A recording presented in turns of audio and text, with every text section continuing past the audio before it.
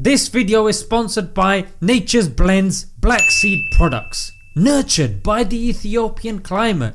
Yeah, because I mean it's good climate, isn't it? And it helps with the quality of the black seed and stuff. It's cold pressed, yeah, and it's only done once, so it has all the good stuff flipping still left in there, isn't it? Yeah, that's right. Black seed is sunnah. Yeah, but you didn't know that, and has been used for centuries for good health. That's a long time. Yeah, use the discount code S2J10 for 10% off, and so they continue flipping sponsoring me. Assalamu alaikum guys, and welcome to another episode of Smile to Jannah. Smile to Jannah. An article that was released by the BBC, in particular Ofcom, the television regulator here in the UK, and they released a statistic that said that 50% of 10-year-olds have a phone. Now I know adults, yeah, they're gonna be watching, they're gonna be gassed, they're gonna be excited, they're like, yo, he's gonna be cussing phones and technology. Hold your horses, yeah, just hold them. My dad is always on my back. Be quiet. Have you done your homework? No. Because adults love moaning and blaming. At whatever level you're on, even if you're a politician, you love blaming the opposition. If for example you're unemployed, not doing much in life, you blame the immigrants. And parents are no less. Because of their own inadequacies, they blame technology, they blame phones. Yeah, and I saw this one tweet where a person goes, parents that are on their phones a lot are complaining that kids are on their phones a lot. And not to mention, who gives these 10-year-olds hundreds of pounds to buy these phones? And then when you quiz the parents on this, they blame the times that we're living in, they blame society, flipping, they blame anything other than themselves. Well, you're probably wondering, what a waste of a video, what's the point? Are you? But this is very important, especially if you're a teacher, especially if you're a parent, especially if you're interacting with kids outside, pretty much every adult. Why? Because it's gonna influence how we speak to them. And let's face it, the sort of expectations that we have from them. Dad! Aren't you? You won't guess what happened at school today. Did you get an A grade? No, there was not even an exam. Well, you should have made an exam and passed it. What? That is why you're such a disappointment. For example, their attention span at family meetings and family times. It could be a practical expectation of respect and discipline. Because if you're not around to implement that and they're getting it from technology, you're handing them a very powerful weapon.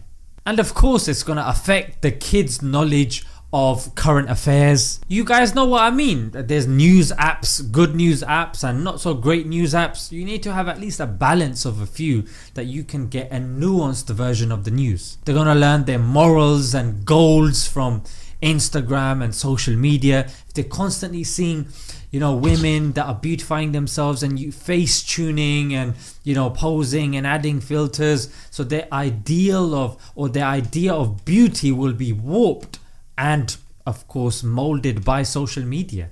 And of course guys, it's unfair, yeah, it's unfair that they're being mentally stimulated by all these colors and concepts and ideas and videos and programs that are, you know, vying for their attention, and then suddenly you tell them to shut that off and sit down and read for half an hour, or sit in a family meeting and listen to everybody yammer on, or even get on the prayer mat and pray for 10 minutes straight. Can I go bowling with my friends? Bowling? Yeah, What are bowling. you gonna do bowling? What's the point of that? Just have a bit of fun. Drop and give me 2 rakats. Get on the prayer mat. You read that Fatiha. I'm not saying don't do that. All I'm saying is you need to adjust your goalposts if you're gonna be introducing this into your child's life. And let's be frank, it's a war. That's right. Let me give you an example, yeah. TikTok, yeah, it relies purely on artificial intelligence. It doesn't care what your likes and dislikes are. You're on a video, if you're on it for, let's just say, more than 5 seconds, it knows you like it, it'll give you more of that video. If you're on it for less than 5 seconds and you're swiping, it knows you don't like it. So in essence, the more you're on it, the more you're going to stay on it and keep going on it. Facebook and Instagram, they use psychological techniques like the bowl experiment. That will a person keep eating if the bowl of soup keep getting filled up. They use that same principle with the unlimited scroll, that if there is an end to that scroll, what's the likelihood of them going to page 2 compared to if there is an unlimited scroll? And let's not forget, they've got Harvard, Oxford geniuses sitting around a table and get you guys to stay on social media and on your phones the longest. You got all these social medias vying and fighting with each other for biggest retention times. And not to forget, if there's problems in the life of that child, when they watch these things and they get notified and they get messages, it releases dopamine, which is the same hormone that gets released when you're intoxicated with drugs.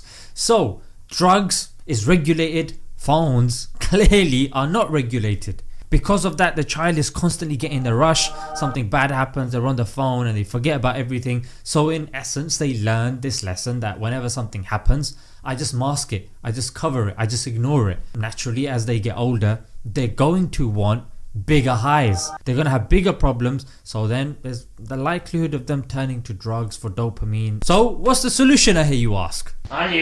Well, the first solution I would say is, let's face it, they're going to get the phone, but delay it as much as you can.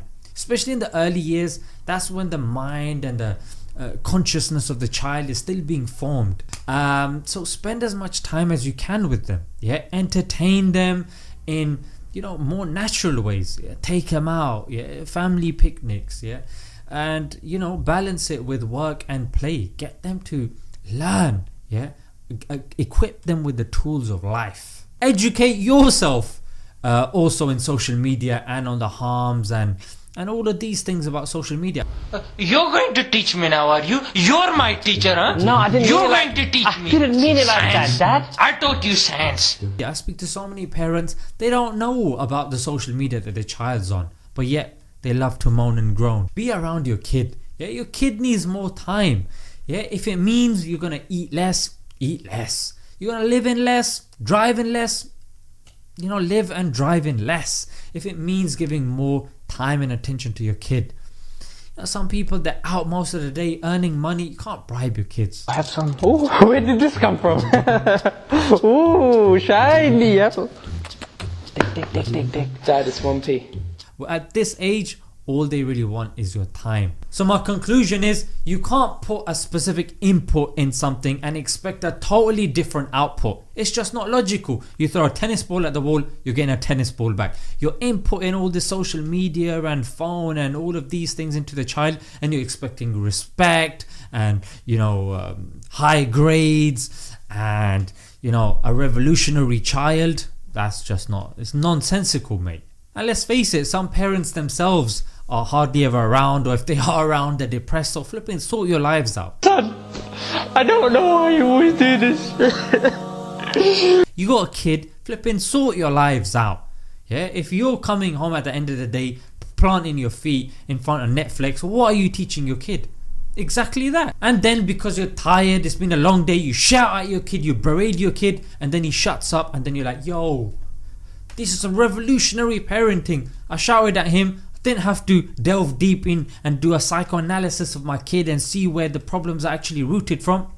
Forget all that. I just shout in his face and hopefully spit a little bit as well, and that's gonna solve the whole problem. Get out of my house. Of course it's not gonna solve the whole problem. It might shut him up temporarily. You know what he or her is gonna do? Yeah, that's right. They're gonna shut up when you're around, but behind your back they're gonna be doing all sorts. Let's leave it there, guys. Until next time. I did something really bad today. Did you get caught? No. That's my boy. Assalamu alaikum.